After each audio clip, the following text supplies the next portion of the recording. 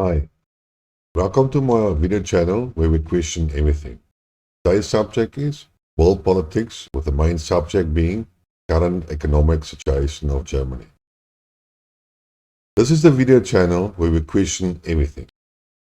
I wanted to talk today about Germany, its economy, and its energy crisis. Sometimes I'm actually ashamed of calling myself a German because I cannot understand why the German people have become so dumb and idiotic. In any case, so let's start off. I am not an economist and I do not pretend to be one. I just ask the question because the things do not make sense to me. So what happened? Russia started its special military operation or war, whatever you call it, in Ukraine. Germany imposed sanctions, actually 7 of them, and imported less gas and oil from Russia.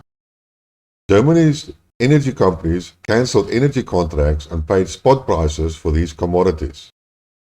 German companies withdrew from Russia, either suspending their operation or completely stopping them. Germany cancelled the Nord Stream Pipeline 2 certification, and the Nord Stream Pipeline 1 is not operating anymore due to damage and lack of spare parts. So look at sanctions. Let's consider the withdrawal of German companies from Russia. I do not know what the extent this has an influence on the income of all German companies, but I read that one company is going to lose 11% of its market, and that's its turnover, and thus its income. I would like to believe that this is a good average value, but I cannot substantiate it. The company indicated that it was happy to lose 11% of its income. That was a shocker. Losing 11% of your sales and thus income is no small change. It's actually huge. So German exports to Russia was supposed to be about 32 billion US dollars during 2021.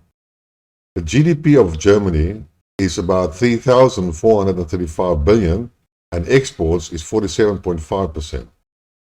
So the export volume is 1,545 billion. Thus, the loss of German industry in exports alone is 2.8%. That is just a reduction of income due to exports of goods to Russia. It does not include profit loss of German companies having factories in Russia. This value represents nearly 1% of total GDP. But let's us leave the matter here. Just imagine that the rough calculations show a loss of nearly 2% of exports income for the German industry. This is no small amount. So let's look at the energy prices. Next comes the reduction of the Russian gas purchases at very, very low prices. The spot price is apparently 7 times higher than what it was before the war. I understand that the gas price in America is apparently 7 times lower. And this means that Americans are selling their gas to Germany at a 7,000 profit margin. But hey, what do I know? Freedom molecules are expensive. So from an energy graph of Germany in 2021, gas forms about 25.8% and oil 32% of all energy usage in Germany. The total gas imports for 2021, the mean value was 500,000 terajoules. That's about 138 trillion megawatts per hour. Trillion watts per hour. Let's take the Netherlands TTF gas futures as a price guideline.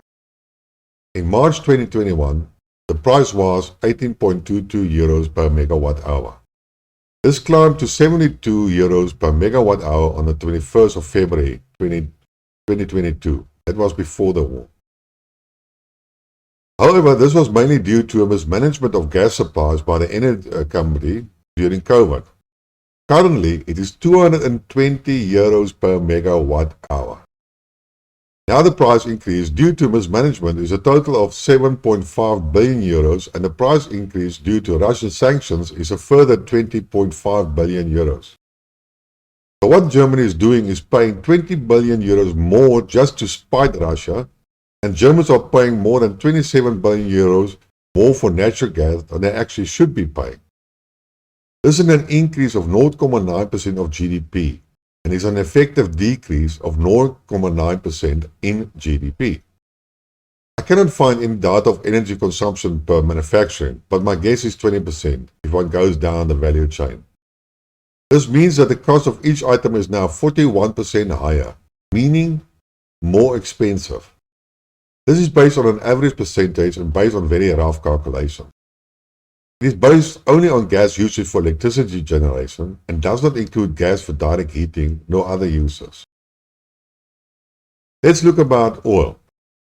The same calculations can be done for the increase in oil price. The impact is less but more widespread and an unnecessary cost increasing, sometimes which leaders of Germany could have avoided and properly managed if they cared for the population and did their job for what they have been elected for. For oil, it is actually worse because this oil is processed in various fuels that drive the German transport industry and is consumed at various refineries. However, each and every refinery is optimized and designed to process only certain chemical compositions of oil. If oil is suddenly sourced from another source that has a different chemical composition, the oil either has to be blended or the refinery has to be modified. And this is a major time-consuming process and a significant engineering feat. And we're not even talking about oil deliveries to these refineries. The oil pipeline network in Germany is very limited and cannot be easily modified nor extended. This is a really mess. So let's look at the source of energy. So in order to alleviate the self-induced shortage and skyrocketing natural gas price, the German government had to restart coal mines and coal-fired power stations. I thought one of the coalition partners in the ruling elite is the Green Party, who stands for green energy and save the world from global warming. Have they now changed their policies and objective just to spite Russia? I wonder if anybody has noticed that the Green Party is the most aggressive war party in Germany and that their female leaders are orders of magnitude more aggressive than their male counterparts. This is actually also true for the European and British Parliament. In any case, the German Minister of Economy, Robert Habeck, went to Qatar in March 2022 trying to get a deal on natural gas, but utterly failed to get any agreements. It seems to me Qatar wanted the long-term commitments and Germany was not prepared to give it to them. What an idiot. Now Chancellor Scholz went to Canada to obtain hydrogen energy and LNG. Do they even know how hydrogen energy works and what engineering modifications are required? Hydrogen gas is highly reactive and seriously dangerous, which includes very high risk for consumers. Well, that also failed miserably. Now they want to put a price cap on oil and gas and pay Russia less than the market price. Are these people who are really psychopathic idiots really so dumb that they can enforce price caps in a seller's market when the majority of the world do not support the sanctions regime? What these idiots do not understand is that natural gas and oil is a closed circle. There is only so much oil and gas being produced, and so many resources and so many extraction units. If you refuse to buy Russian gas, then Russia sells the gas and oil to another party, and Germany has to buy their gas and oil from the party that lost its client to Russia. It is as simple as that. An example, the Chinese have sold record LNGs to Europe. Now where do these Chinese get their gas from? Oh yeah, Russia. Go figure. The energy companies control and highly manage their markets. What other purpose does the OPEC cartel have? Who is bluffing who? And what about transport? Where are the large numbers of LNG ships going to come from? There is only a limited number of ships available because the market was balanced. Supply and demand. Now it is not. And what about the terminals to offload the LNG? How long is it going to take to build them? Winter is coming.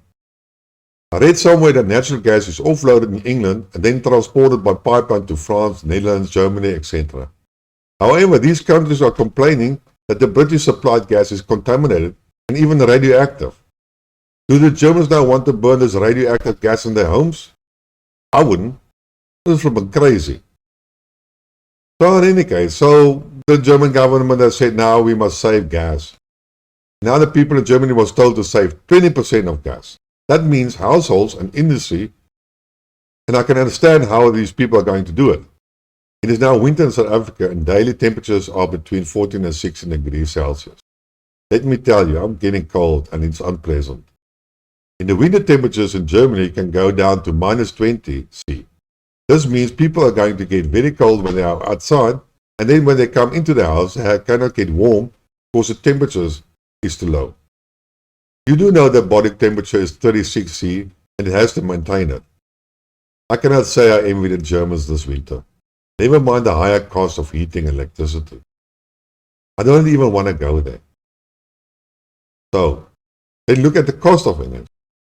So here in South Africa, we have our electricity utility company, Eskom. It battles to keep the lights on due to years of neglect and lack of maintenance. The generators consistently break down, and when we have blackouts called load shedding, it's really not a pleasant affair. During these breakdowns, the Eskom utility runs diesel generators at an enormous cost. Naturally, this drives up the cost of electricity production. And on the flip side, the company earns less income due to the supply interruption and the less selling of its commodity, meaning electricity. It is a double whammy. And so what happens? Every year, the cost of electricity goes up due to companies selling less electricity and paying more for producing of electricity. Since it is a monopoly, we citizens just have to pay.